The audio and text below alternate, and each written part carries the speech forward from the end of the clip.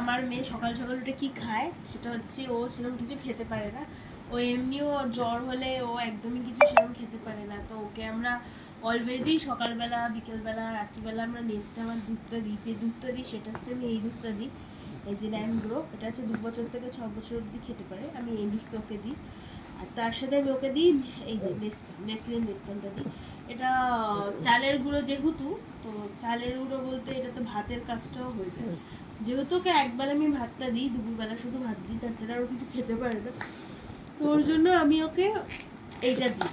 তো এখন আমি ঢালবো, দাঁড়াও। এই হলো প্যাকেট, এর সাথে একটা ফ্রি দেয়। এটা এখন আমি ঢালবো, ঢেলে ওকে খাওয়াবো।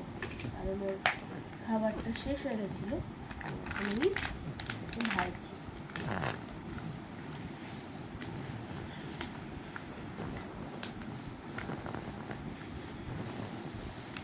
এই হচ্ছে মিহার খাবার। এই দুটোকে আমি একসাথে 2 চামচ করে 4 চামচ দেবো।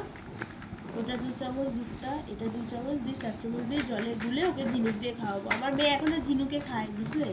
ও এখনো ছোট্ট ননা বাচ্চা, এখনো স্পুন বা হাতে খেতেই পারে না, স্পুনও খেতে পারে না, এখনো ঝিনুক।